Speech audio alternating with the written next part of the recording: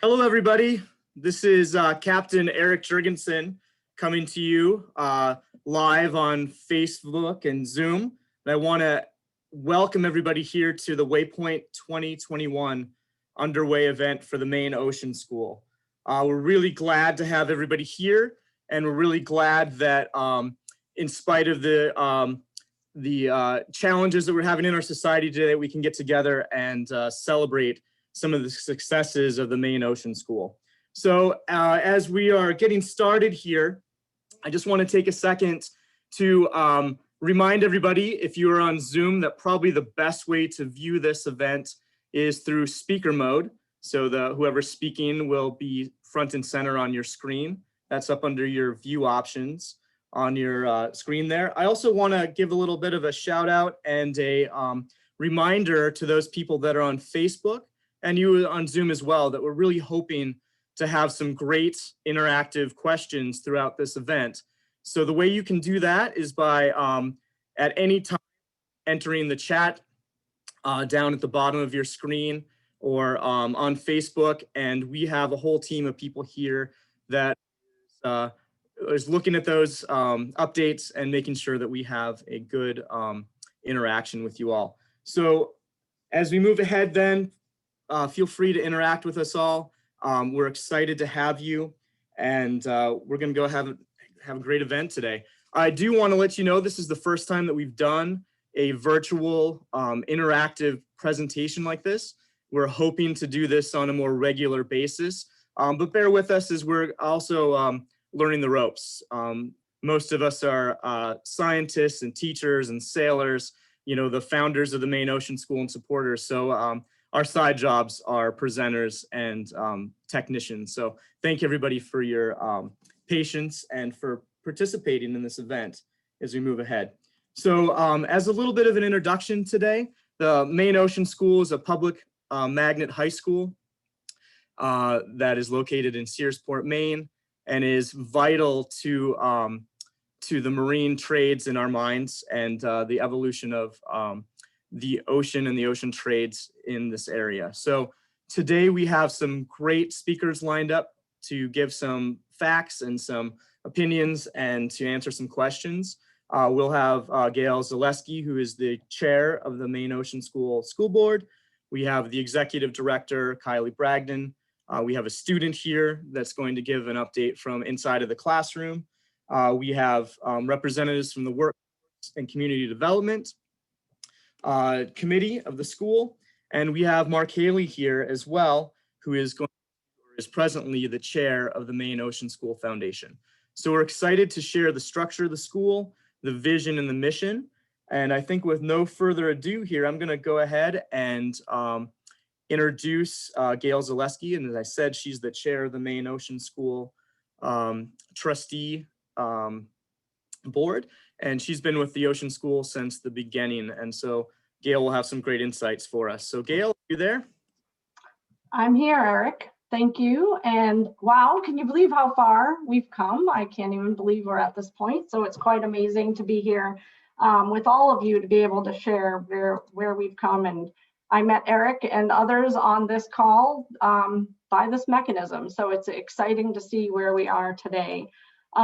So I'm going to give you a little bit of a history, but I'm going to start with the fact that, as Eric mentioned, I'm the chair of the Board of Trustees, which is a little bit different. So Eric also mentioned that we're a public magnet high school. So most public schools or high schools that you know of probably have a school board. Ours sounds really fancy as a Board of Trustees. It does make us a little bit different. So we're actually a state board.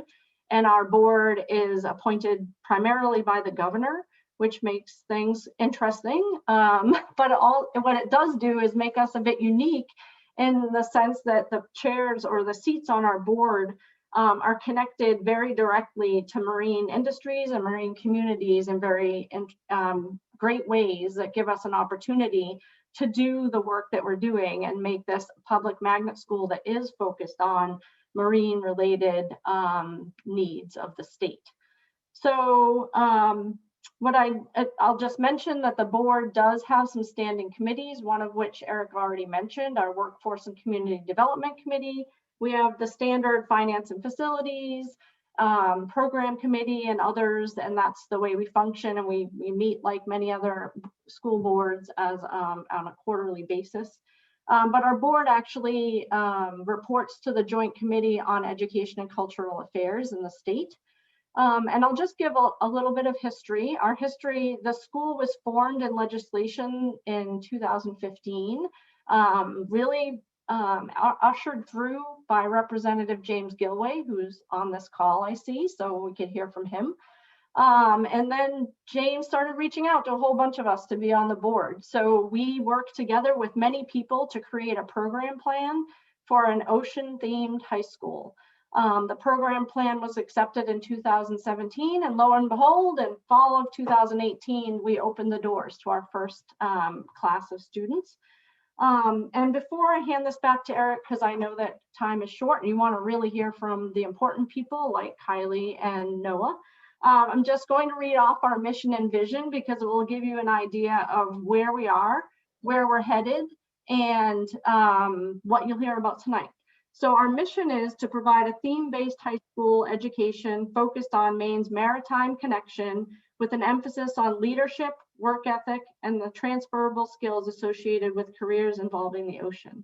And our vision is for the Maine Ocean School to provide an ocean-related theme-based education designed to actively engage and challenge its students, where our graduates will be valued for their strong work ethic, knowledge and experience, and leadership capabilities.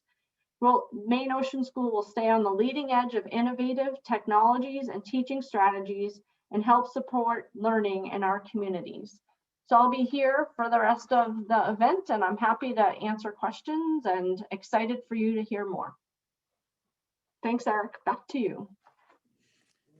Thanks, Gail. We appreciate that update, and we appreciate all the hard work that comes with running that unruly board of trustees. So thank you for that. Just as a reminder, we are going to be taking questions. So I'm going to ask out to our friend Monet out there if we have any questions yet. Or are we still waiting for people to think of some great stumpers for us? Thanks, Eric. We have a lot of participants chiming in and on Facebook, but no questions yet. Lots of great support. And so make sure to put your comments in the comment box in Zoom or in Facebook, and we'll make sure to get to those today. All right, thanks. Yeah, there's lots of us. So it's fun to see people in these technical roles when we really just want to go out on the water and teach people about the ocean. So thanks for bearing with us all here. So so the next aspect we're going to talk about here, we're going to have an update from Kylie Bragdon again, who is the executive director of the Maine Ocean School. We're really excited and very, very lucky to have Kylie on our staff. She's been a rock solid leader for our programs and has a great vision for the school that falls inside of our overall state mandated mission. And so we're really grateful for that energy. And so Kylie, I'm gonna turn this over to you if you are available. Hey, thanks so much, Eric. I appreciate it. And thank you for all the kind words. So my name is Kylie Bragdon. I'm the executive director of Maine Ocean School. I'm currently in my second year at the school. And before I really speak to what the school is and what we do, I just need to tell you that I am quite literally in my dream job. You might ask, well, why? Well, that's a simple answer for me. I'm a simple down east girl who's spent most of my life working on lobster boats. And when I entered the field of education, it really was my priority to create or help create a school which supported students in pursuing ocean-related professions.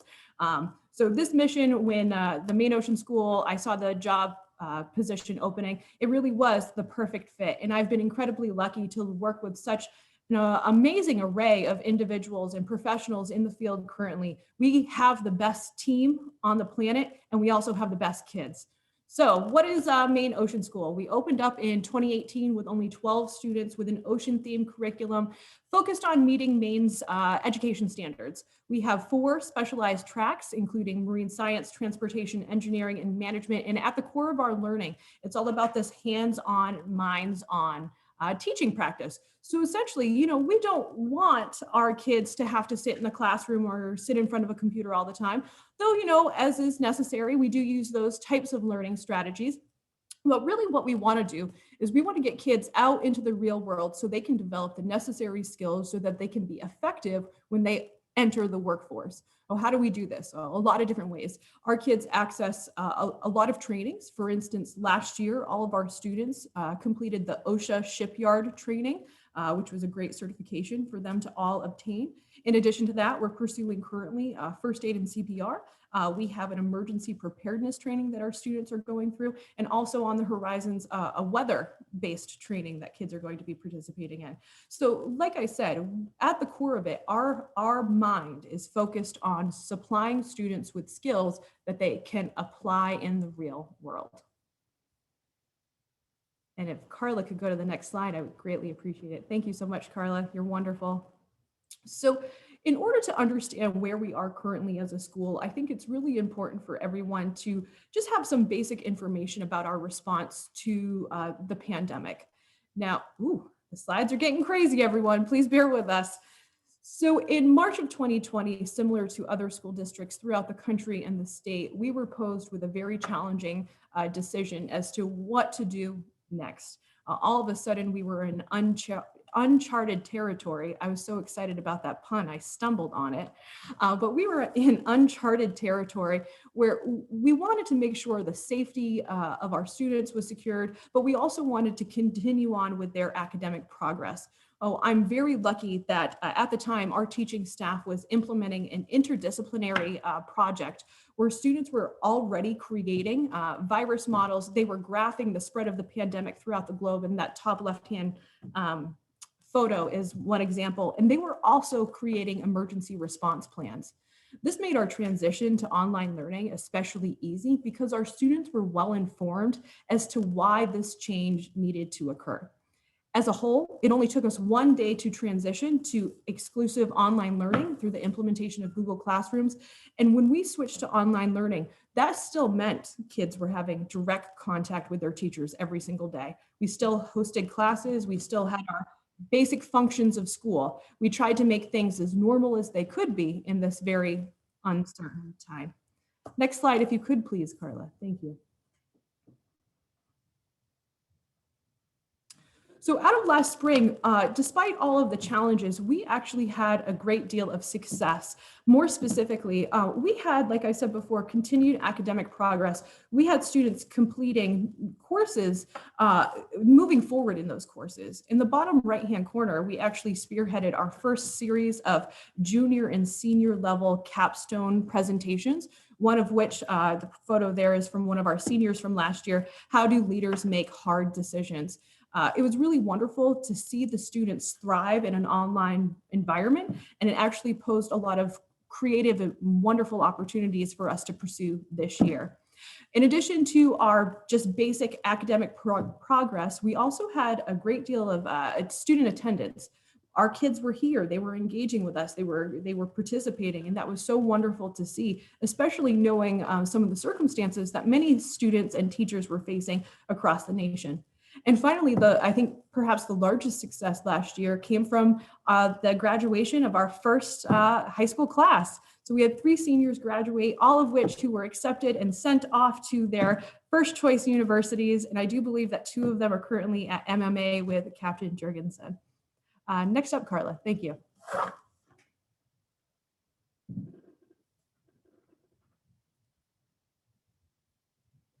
So what did this year look like? Fall of 2020, we spent a great deal of time, the professional staff and I, throughout the summer, making sure that we could do everything we could to keep our students safe and to continue on with this idea of hands-on, minds-on learning opportunities. We began the fall semester with 23 students from 14 different communities. And actually, we, for the first time ever at Maine Ocean School, opened up our enrollment to students from out of state. We had 2 students from out of state enroll with us, and they've been wonderful additions to our school. We have currently students engaging virtually, in person, and also in a hybrid model. Due to our current size, we're able to fluctuate with our needs for the students. So if on a given Tuesday, a student wants to drive, say, from Machias to be in person for classes, that's something that we can do, which is really kind of wonderful. Again, we still have our daily direct engagement with our teaching staff. We still get to talk to our kids and see our kids and conduct class just like it's a regular school-based day. And we do make it a priority to get the kids out into the field whenever possible. So a couple of great photos here. We have our crab survey on the bottom right. On the far left, we have our kiddos measuring the beach. And then on the top left, we have a student looking at some mud samples that we had collected. I think one of the important things that you can see in this slide is that bottom middle picture. This is a picture of our 9-10 cohort classroom where our kids are 6 feet apart, masked at all times. We've taken all of the necessary measures to make sure that their safety is secured. And that's really a wonderful thing to be able to guarantee. Next slide, Carla. Thank you. And then finally, fall success stories. I think a lot has been achieved this fall or this school year, but one of them is, keeping our kids and school communities safe. We continue to have consistent student attendance and work completion. And we've also been able to implement some things that were not previously at the school, specifically to RTI. So that's how we support our students. We've implemented some standardized testing to help better monitor our student progress. And we've had a great deal of engagement with the community. In the top right, you'll see that's a photo from an event we participated in, the CNBC news segment. We went down when we had that spill down on Sears Island, and we're able to contribute to the overall beach cleanup, which was just a wonderful way for the kids to get into the community, give back to the community, and really see the impact that they can have in the world around them. So a lot of things, exciting things on the horizon for Maine Ocean School. But before I eat up all the time, I'll send it back to Eric. Thanks so much. Thanks, Kylie. It was great to have that that update. For those of us that have been around for a long time, it's pretty cool to be looking at pictures of actual students. Some of us that were around in 2015 and 16, we remember looking through stock photos of what our students might look like and how they may interact in the community around them. So it's great to have that update. So I'm going to ask Monet here. I know we have some activity going on in the question world. Monet, you want to give us a little bit of an update on that? Yes, we have some wonderful participants here asking a number of questions. Hello, everybody on Facebook. Thank you so much for sharing our virtual check-in. We have a lot of our great strategic partners sharing on their pages. So thank you. If you're out there, keep sharing our link and make sure to ask those questions in Facebook or here in the Zoom. So we have a question that, let's start here. That says, there is a lot of momentum in the field of offshore wind. In fact, the first demonstration floating platform is slated to be built in Searsport starting next year. Is there any consideration being given to programs that relate to this industry? So I think that this is coming from a lot of people in our panel can answer this because we have talked about this in the past. So I think we'll start with Eric and you can pass it on. Yeah, definitely. I know that the wind energy, especially the offshore aspects of that, provides lots of opportunities for both those following our marine engineering tracks and those in our small vessel tracks as well. Plus, there's lots of science aspects to who's going to be in what quadrants of water. And so I think it fits very well into the program. But I'm going to reach out to Kylie here, if she doesn't mind, to see if she can fill us in if she's had any discussions that we don't know about. Yeah, so environmental consideration is at the forefront of our mind. We want to make sure that we are creating or producing students that are very conscious of the world around them. So we do have plans to hopefully make connections to those offshore wind efforts. However, if anybody on the call currently knows someone or is currently involved, we would love to make those contacts. Certainly interested, just don't have a lot of momentum in that direction quite yet. Great question, though. Great. Thanks, Kylie. Monet, I know we have some more questions that are popping up, so I think we'll hold on to those for a little bit later. and go ahead and move on. And the reason I'm smiling is because I'm sure we're in for a great part of the presentation here, because I'd like to introduce to you here Noah, who is a senior at the Maine Ocean School. And Noah is a pretty good representation of the quality of student that we're attracting to the Maine Ocean School. So his role that he sits in front of you is, right now, he's the president of the student council. Also, I've heard him referred to as the captain of the student council. So the maritime themes continue. So Noah, I'm going to turn this over to you and take it away. Let us know what's going on inside those schools. Hello, everyone. Hope you're all having a good evening. So first off, I want to start off by saying we're almost at the year point for the beginning of the pandemic, and I gotta say we handled it quite well. And if a pandemic can't take us down, then I don't really imagine what else can. We've done a lot of fantastic things this year. We've done, as Dr. Bragdon had said, a crab survey. We have done raffle fundraisings, and we're currently doing one now if you're interested. For physical education, we went sledding. We had participated in the massive trash cleanup on Sears Island. We have performed mock debates. We created plankton nets, went down to the Hamilton Pier and dragged them around for zooplankton or phytoplankton and whatnot. And for Christmas, we made gingerbread boats. So I don't know. It's the little things like that that really kind of make things seem more normal as things can get, I suppose. As of right now, the upperclassmen are working on their capstone projects. We have a student working on aquaponics. We have a student working on bloodworm aquaculture. We have a student who is writing a raft survival handbook. And myself and another peer are working on making a documentary of the school's history. I'm a part, as you know, I'm a part of the student council, and in those student council meetings, we have been planning future fundraisers. We have been developing more student-run social media sites. We've been working on merchandise, and a big thing in our situation is about half of our students are in person and half are online. So it's a little difficult to bring those two groups together. And one of our ideas was for bringing them together was perhaps doing a movie night or something like that. It doesn't have to be a movie night, but that was our runner-up idea. Let's see. And finally, we're trying to establish tradition, because I feel as a school that is recently started up, it's important to establish that early on.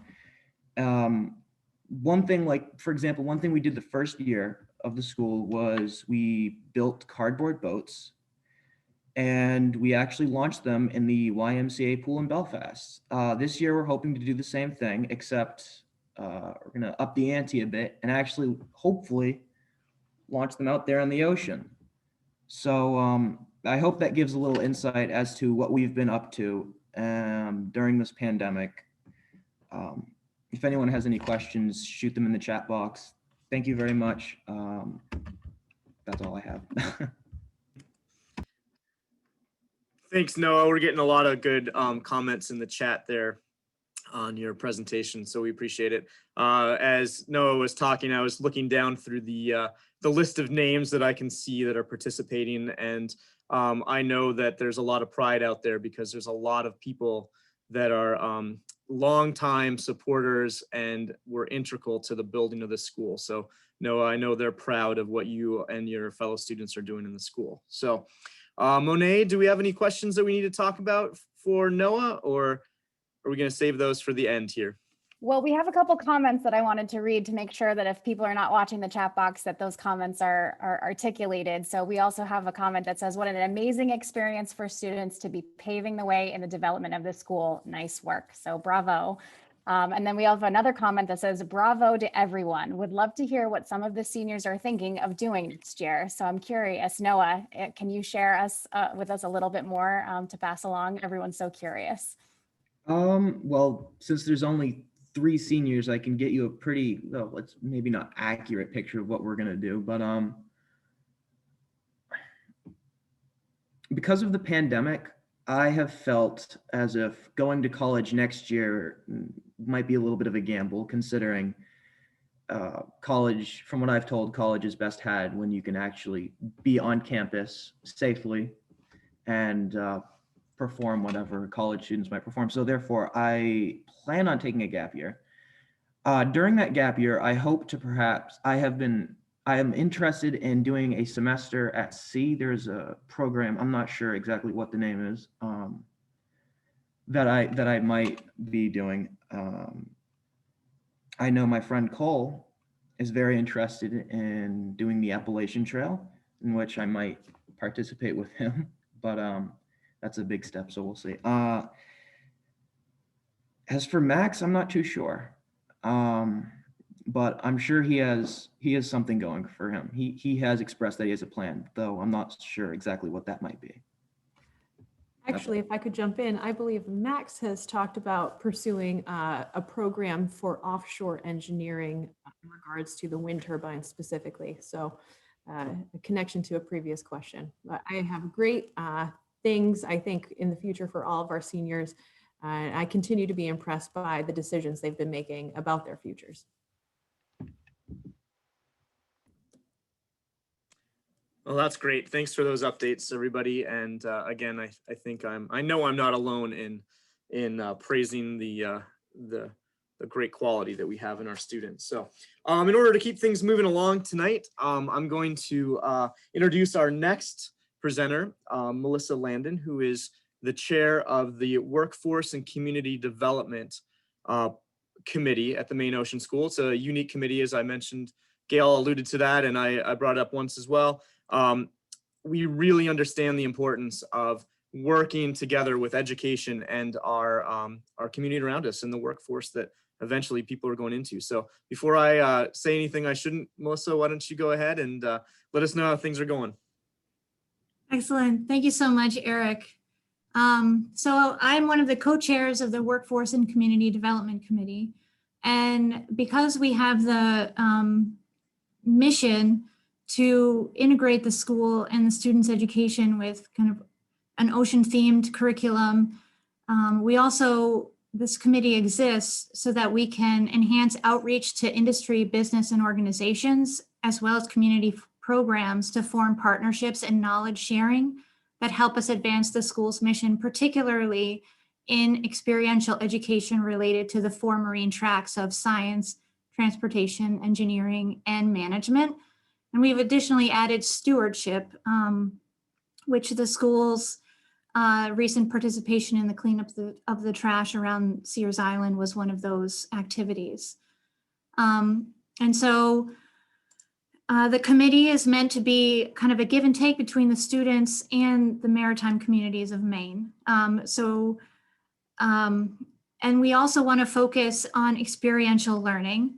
And so bringing ocean-themed activities to the curriculum that kind of complement the existing Maine curriculum requirements to have that ocean theme, and have that both on-site and off-site.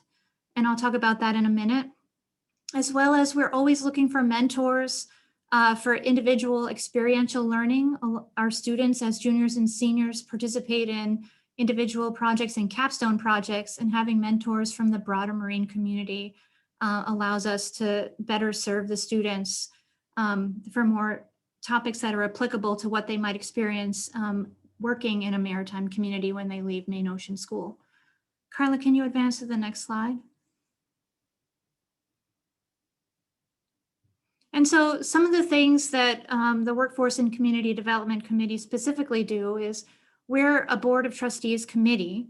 And so board members serve on the committee, but we're also integrated in that community members can serve on the committee and help us to make sure that the goals and the types of skills that students, once they graduate Maine Ocean School, will need are directly translated to the school so that we can better prepare our students for careers and community engagement in marine communities. And so how can you become involved? You can join the Workforce and Community Development Committee. My contact information is at the top left of the screen. I would love to hear from you. So you can learn more about what we do in order to help the school meet the mission. And so the teachers and the staff can spend more time with the students, and we provide them with opportunities as they are presented to us. You can join the Partner Advisory Board. And our Partner Advisory Board is a group of industry and community leaders in the marine tracks that help inform the school of statewide trends and skills, so we can better meet the school's mission. And then there are some other things that help us, which is that you can lead or assist in a school project related to your experience. You can visit the school and present on a topic. You can host a field trip once the pandemic is calmed down and it would be safe. Students are always looking for educational as well as workforce opportunities. And so job shadowing is something that we would hope for students to be able to have once the pandemic is over. Internships, both paid and unpaid, particularly students are looking for summer jobs, which is great field-based experiential learning outside of the school year for which they can get credit. And to alert school leaders about other opportunities for students as they come about. So with that, I'd love to hear from people. Please do email me. And if there are any questions, I'd be happy to take them now or pass it off to Eric for our next speaker. All right, well, Monet and I are chatting back and forth on some of the questions that we have coming in, and I think that you did a really good job of answering them as they were coming in, almost like you were reading along. So nice job on that. Monet, do we have any that we want to touch on, or are we covered for right now? I think that we have one that I feel like we could fit in right now. It's a quick one. So do we have separate classrooms for each grade or some of them combined? I'm thinking Kylie, you can touch base on that. So as it stands currently, because of our school size and our location, those of you who don't know, we currently lease 2 classrooms out of Sears Middle School. We've actually separated our students into 2 cohorts. So we have a 9-10 classroom, 11-12 classroom, which I'm gonna stop Kylie right there for a second. Who knows what happened? I think it was her. She has a fancy computer that likes to make her sound like she's underwater. So no, it's still coming in that way. So I don't know if you heard or not, but we do have students of kind of different grades. They have them divided up into smaller groups, and maybe when we get the question and answer at the end, we might be able to jump into that a little bit further, Kylie. So thanks for that. It did sound like you're underwater, so maybe Noah's boat didn't do such a great job out on the ocean. So anyway, so thank you for that update, Melissa. Again, everybody, the workforce and community development opportunities are great, and we need that input. That's one of the key components to this school. So much so that our next aspect, and I'm wondering if Kylie's going to be able to jump in here for the kind of the funding and the difference model here. So we give it a try and see how it goes. Is this any better? It's way better. Oh, Yep. thank you. Thank you, guys. Yep. Yeah, so speaking to funding, so currently we fall under what's called the charter school funding formula, which basically means that there's a certain dollar amount that's associated with each student that we receive directly from the state of Maine on a monthly basis. So we receive a certain monthly amount. As it stands currently, due to our student body size, that means approximately 1/3 of our overall operational budget is provided by the state. We are a magnet school, but we do have that charter school funding formula. I do think it's really important to just be clear about the differences there. So to make up for the 2/3, unlike a regular school or public school district, we do not have a tax entity, like we're not receiving any funds from the local surrounding communities, which means a great deal of our funding comes directly from the Maine Ocean School Foundation, chaired by Mr. Mark Haley, and he can speak a little bit about the different mechanisms there that allows that value to be met. Thanks, Eric. Great, thanks for that update, Kylie. And as Kylie alluded to, our next speaker is going to be Mark Haley, who is the chair of the Maine Ocean School Foundation, which is a vital component to the school's success. We would not be open, we would not be successful if it wasn't for the hard work of this committee, or this whole foundation. So I'm going to pass it over to Mark here. Are you ready to give us a little bit of an update on the Maine Ocean School Foundation? Sure thing. Sure. Thanks, Eric. And thanks to the organizers who made this event possible, for all those attendees who are joining us tonight, and of course from the foundation. Thanks to all of our donors, past and present. It's much appreciated. Just a little bit about how I got involved with the foundation. So we relocated to Maine about 1.5 years ago, and two friends / colleagues of mine, one a trustee and one the treasurer of the foundation, I sat down and had coffee with them, and they kind of introduced me to the Maine Ocean School and the Maine Ocean School Foundation. So I attended a couple board meetings just as a visitor, and then subsequently was nominated to the board, and then elected to the chair position, I believe this past May. So the Maine Ocean School Foundation, it's a 501c3 charitable or nonprofit organization. It's dedicated to supporting the school. I think the initial kind of prerogative of the foundation was to provide supplemental and kind of educational enhancements to the students and to the school.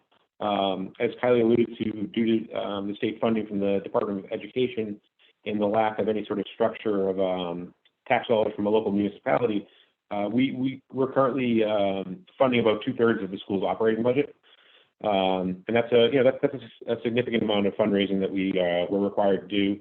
But again, the reason that I came on board with the foundation and took on the role as the chair is essentially my goal in my 2-year position as chair is to leave the foundation in the school in better financial shape than when I started. And I think we're on a pretty clear path to hopefully achieving those goals. We're in the process of discussing perhaps starting an endowment and bringing on a development director.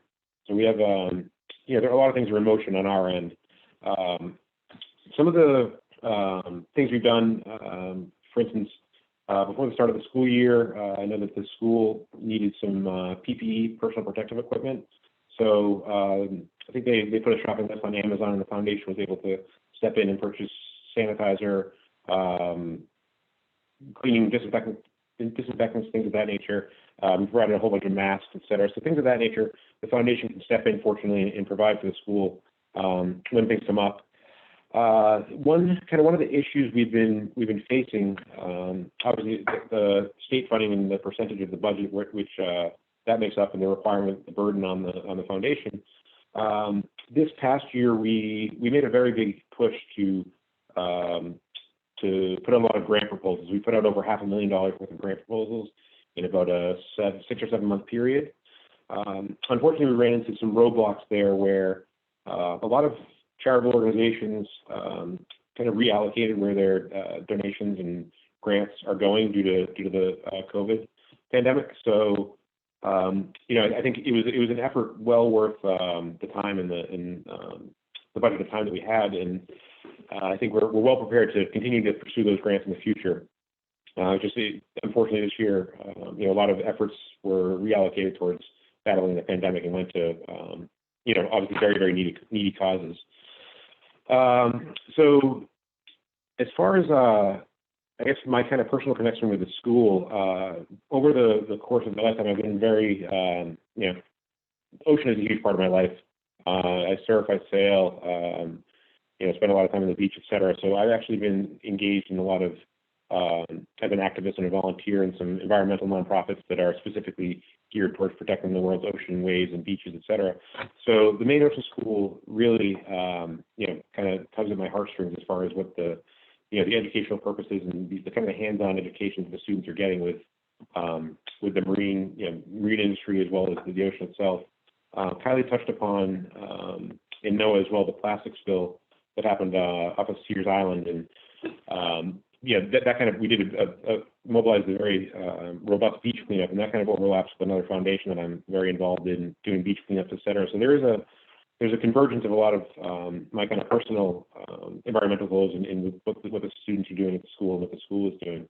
So I feel a very large personal connection to the school, and I'm making every effort under the foundation to make sure that the school has adequate resources to, not just for their operating budget, but also for any other additional supplemental educational materials that they may need.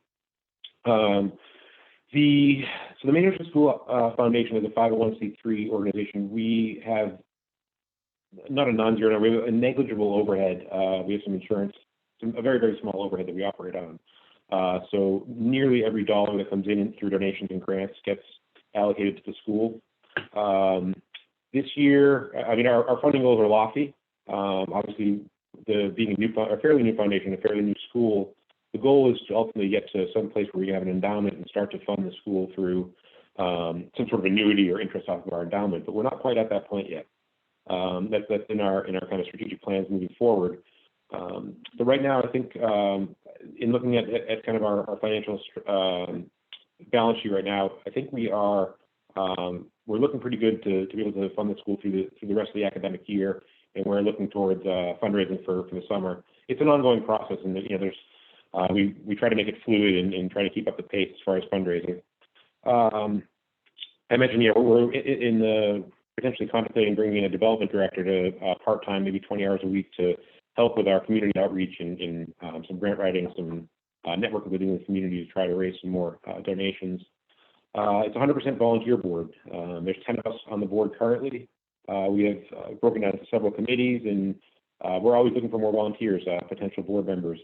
As far as kind of what I guess an ask would be to all the folks on this call is,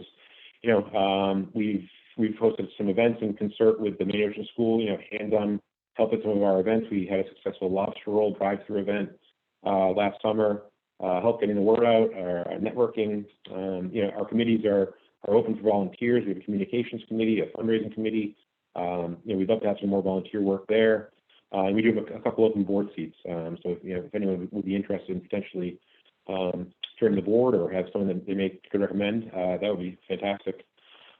We've had a couple very successful donation campaigns, specifically around matching donations, where some of our very generous donors have pledged a certain amount of capital in the expectation that we would be able to match those fundraising goals, and we've been able to.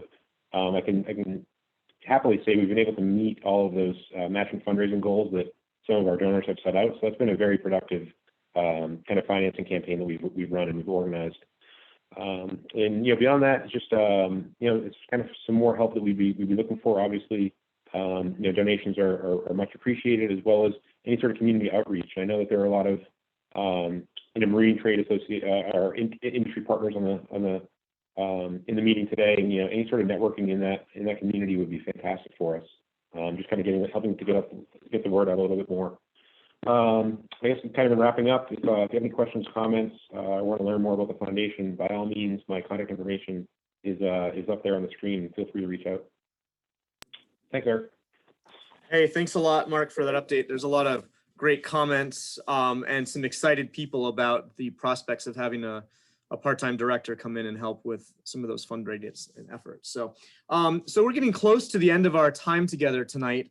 So I think we'll break with a little bit of tradition. We'll still offer the opportunity to ask Mark any questions, but I think, Monet, would it be a good time to kind of open up the general questions to everybody, and we can answer those as they come up from whoever would be best suited to speak.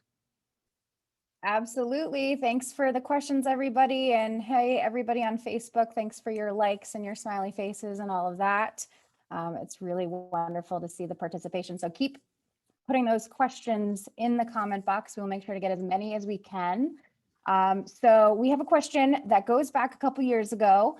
It says a lot of people have come together to develop the course descriptions before the launch of the school over 3 years ago. And where are we in rolling out those particular courses? Kylie, would you be able to touch base on some of those things from all those years ago and what the plan is for the future? Yeah, so I'm actually very proud to say that I think we've done a great job, given our current capacities, to fulfill the original program plan as designed by also many community members that, contributed to that. This year alone, we've had marine engineering, we've had marine science, we had communication in foreign ports, U.S. maritime history, U.S. Maritime policy. The list kind of just goes on and on and on.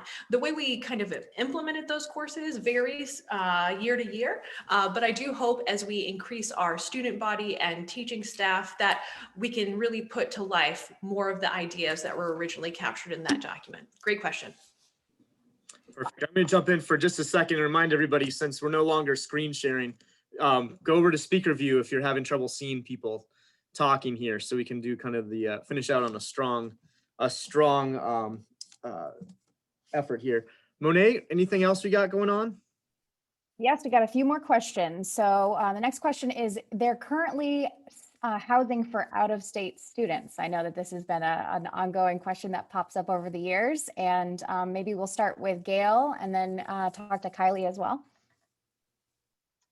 Yeah, so right now there is not housing for out-of-state students. So our out-of-state students that we have right now are joining us virtually, which I see as another question down the line. And I'll let Kylie answer that question. But we do have a strategic plan to ultimately roll in housing for out-of-state students. And at our inception, we were envisioned as having housing, but with the legislation, things shifted. And so we're not a residential school at this point, but there is a vision to ultimately have something to that in that respect. So I'll turn it over to Kylie.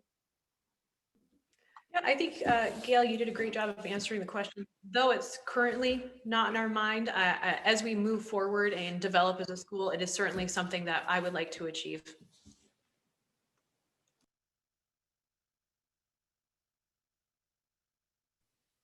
Awesome. So we've got a few more questions.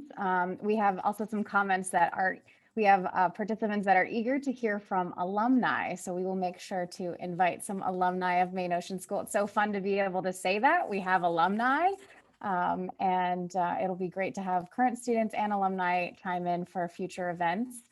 So we have another question that says, if the student is learning virtually, how do they participate in the hands-on projects? That is a wonderful question. And to answer that, I would say that where there's a will, there is a way. So everything that our teachers design is very purposely created so that students can either use items that they would traditionally find in an everyday household, or if something needs to be shipped to the kiddos, we make sure that we get the materials to them in adequate time so that they can engage in the same types of opportunities as our in-person students do. Thanks, Monet. Excellent. We've got more questions coming in, so please keep those comments coming and questions coming. The next one is, do we offer after-school activities? Yeah, we do. So currently within the school itself, we have a student council. Within that, we have a committee that's looking at social media. We have a couple of students working on yearbook. The list kind of goes on and on of things that they're doing. But we do have our relationship with Searsport School District, which allows all of our students to engage in the clubs and sports at the Searsport School. We've had kids this year alone do soccer, basketball. We have some track and baseball and softball probably here coming in the spring. It's really exciting to see that cross collaboration between the peer groups. Excellent. On to our next question. We have a comment and question that says, we are 3 hours away in Maine. Can you attend 1 to 2 days a week in person and learn virtually the other days? I think this is a great opportunity to talk about the model that we touched base on earlier. Yes, so in many ways, I say COVID has posed kind of a blessing to Maine Ocean School because it's allowed us to diversify our course offerings. So currently we have kids from Machias to Kittery, we have some in Ellsworth, but we have kids all over the place. And what we like to do is do whatever's best for the student. So if you have a kid that wants to be here a day a week, 2 days a week, 3 days a week, whatever it might be, we're going to design their educational plan so that can happen. We just want to make sure that the kid has what they need in order to be successful, whatever that looks like for them.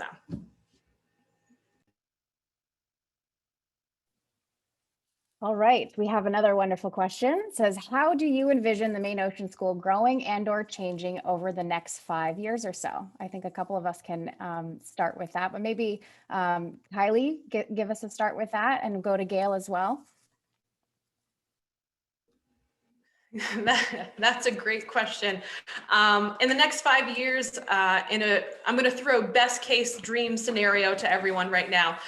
In 5 years' time, we will have a thriving student body with a couple hundred students. We'll have more than enough staff to meet the needs of those students. I'm hoping to increase our capacities in working with local businesses and nonprofits so that we can get students out into the real world through internship programs.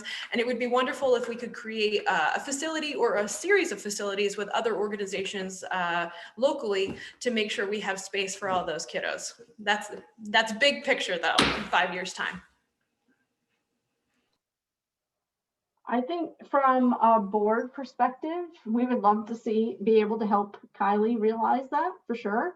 And, you know, there's a lot of work to be done in terms of thinking about residential opportunities and what that might look like, and fitting within the funding and the structure that the state has given us.